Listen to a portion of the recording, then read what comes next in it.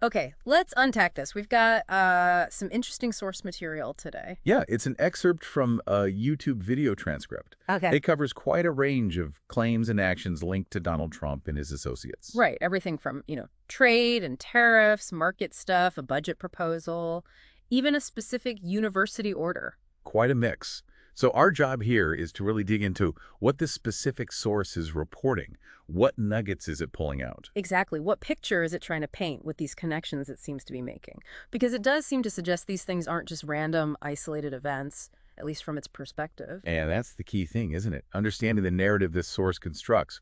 We're sticking strictly to what it presents, looking at the connections it draws, staying impartial observers of its report. Definitely. So let's dive in. Where does it start? It looks like trade and tariffs are pretty prominent right off the bat. They are.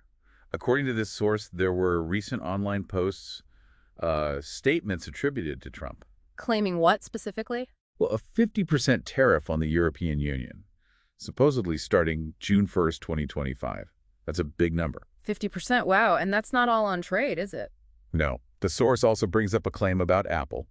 Trump supposedly telling Tim Cook that iPhones sold here, in the U.S., should be made here. Not in places like India. Right. And if not, Apple would have to pay at least a 25% tariff. That's the claim reported here. That's very specific. And the source juxtaposes these claims with sort of past statements attributed to Trump about who actually pays for tariffs. Exactly. Eh? But what's really interesting is how the source immediately ties these statements to the stock market. Ah, yeah.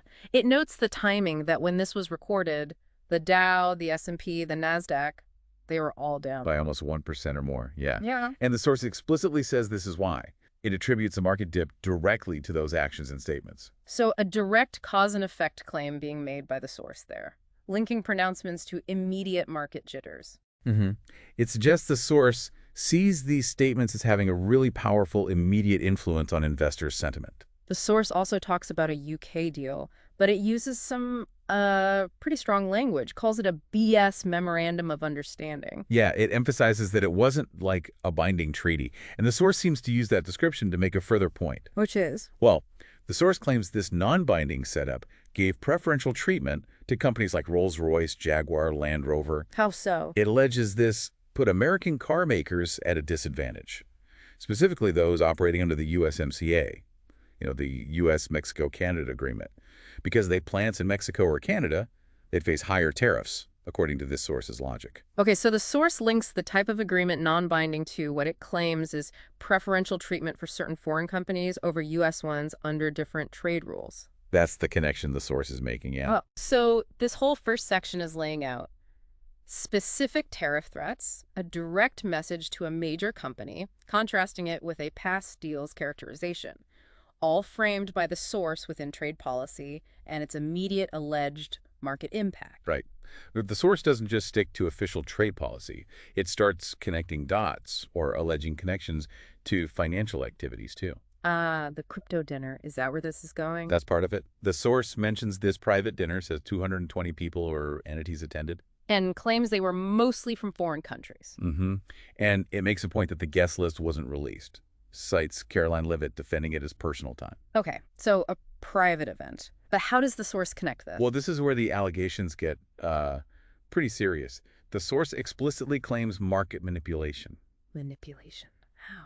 It alleges that Trump's statements, the ones it claims are designed to make the market drop, could potentially benefit people who short the market. Short selling, betting on prices to fall. Exactly. And the source then draws a line, a connection, between those alleged market-moving statements and what it calls insiders potentially present at that private dinner. Wow.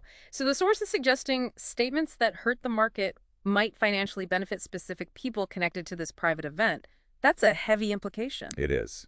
And the source continues on this financial theme. It also claims Trump Media, that's DJT, is planning its own brokerage accounts. Yeah. And an ETF. An ETF, like a fund. Yeah, an exchange-traded fund, described as Trump-approved funds. Okay. And how does the source present this development? What's the angle? It frames it as another potential avenue for, well, personal enrichment and maybe even market manipulation. It quotes Bloomberg saying Trump Media is pushing the boundaries between business and public office. But the source itself goes further. Oh, yeah. The source itself flat out claims they're breaking the freaking law. Very strong language. So, okay. This whole financial section, according to the source, ties together the crypto dinner, these new Trump media plans, and alleges it's all about potential enrichment, market manipulation, and, in the source's view, illegal activity blurring business and public roles. That's certainly the narrative the source is putting forward there, yes. All right, then the source seems to pivot again to a budget bill. Yeah, shifts gears completely. It talks about what it labels a disastrous budget bill proposed by MAGA Republicans. And what does the source claim this bill would actually do? According to this account, the impacts would be pretty severe, kicking tens of millions off Medicaid, people losing Medicare, cuts to SNP. SNP, that's food assistance. Right. And rental assistance programs, too.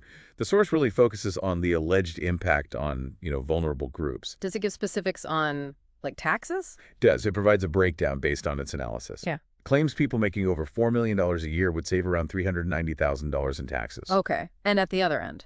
People earning between $0 and $51,000 a year, they would lose about $1,000. The source explicitly says this is taking from lower earners to give to higher earners. That's the source's interpretation of the numbers. Does it mention the national debt impact? It does. It brings up an exchange with Treasury Secretary Scott Bessent. He's asked about the bill adding trillions to the debt, presumably based on CBO scoring or similar analysis. And Bessent's response. Bessent is quoted dismissing that kind of scoring as DC-style math. He says they believe they can grow the economy and control the debt. Talks about focusing on the debt-to-GDP ratio. The idea being, if the economy grows faster than the debt, things stabilize. That's the gist of his point, as reported. Grow your way out of it, essentially. How does the source characterize that response from Bessent? It calls it arrogant. So, the source clearly disagrees with his take on the debt and the math involved. Okay, so for the budget, source claims major negative impacts on social programs, gives a specific tax breakdown favoring the wealthy, in its view, and includes a rebuttal from the Treasury Secretary about the debt, which the source then dismisses quite strongly. Precisely. Then, another jump. This time to a specific federal order involving a university. Harvard, actually. Yeah, this one felt like it came out of left field in the transcript. What's the claim? It's pretty dramatic. The source reports a major federal order issued, it says, by the Trump regime through their Homeland Security Secretary Kristi Noem. Okay. Planning to deport all foreign students at Harvard, terminate their visas. All of them? Wow. What reason does the source give for such a drastic alleged plan? It claims it was a vendetta against Harvard. It says the university wouldn't agree to let the Trump regime audit the political views of students and faculty or get rid of diversity programs. That's the alleged motive presented.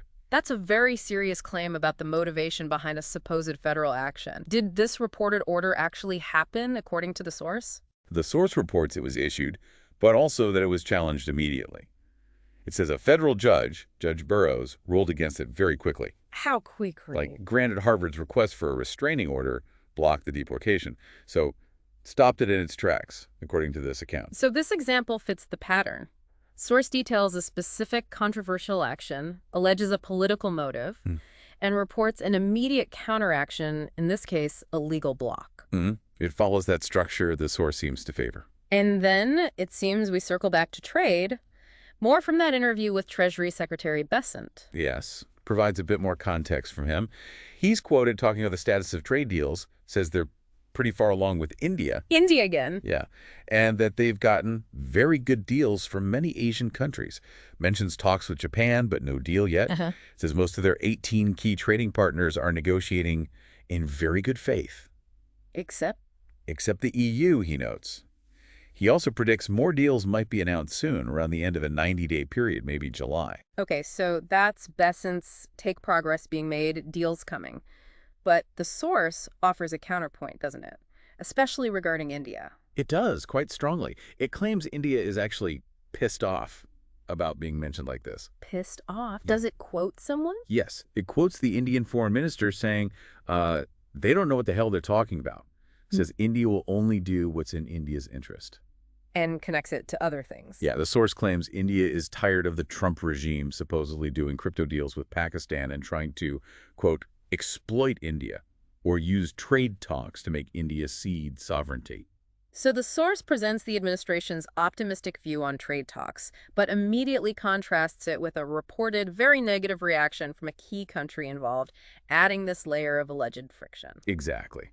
And it also brings us back to Apple briefly, more from Besant on that. What's the reasoning given for pushing Apple to manufacture in the U.S.? Besant's quoted saying the goal is bringing back precision manufacturing.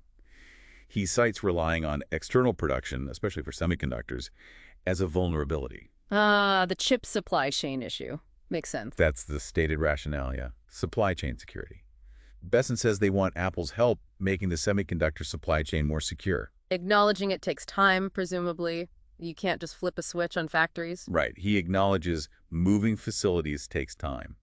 And he also notes, according to the source, that Apple had already started shifting some of its supply chain out of China during COVID, Why then? because China was seen as an unreliable partner by the administration at that time, according to Besant's reported comments. Okay, so this adds the administration's stated rationale, as reported by the source, for the Apple pressure. National security, supply chain resilience, building on perceived issues with China. It fills out that part of the picture from their perspective, according to the source. So if we step back and look at all these pieces from this one source, the tariff talk and market links, the crypto dinner and financial allegations, the budget impacts claim, the Harvard order story, the trade negotiation details and counterclaims, what does this specific collection tell us? Why focus on this narrative? Well, what this source seems to be doing is constructing a narrative where political statements, proposed policies, and specific actions are shown to have almost immediate, often controversial or negative consequences, whether that's in the markets, in international relations, legally or socially. It's presenting its interpretation of cause and effect, linking these disparate events through that lens. Precisely. It's giving you one specific viewpoint on how these various threads allegedly intersect and impact the real world. Huh. Understanding that narrative is the goal here. Not necessarily agreeing with it, but understanding how this source connects the dots. Yeah, it lets you grasp the specific arguments and connections being made in this particular account. We've definitely dug into the specifics from this source. The tariffs, the financial stuff, the budget, Harvard, trade talks. Yeah. Always remembering this is its perspective we're relaying. So here's something to maybe chew on after listening. This source consistently pairs a stated policy goal or action, like, say, bringing manufacturing back, or negotiating trade deals with an immediate alleged negative outcome. Like a market drop or a legal fight or another country getting upset. Right. So what does this source's way of linking action and alleged immediate consequence suggest about maybe the inherent difficulties or frictions involved when trying to make big policy changes? It's a narrative choice by the source, connecting things this way. Definitely something to mull over. Indeed. Thanks for joining us for this deep dive into the sources.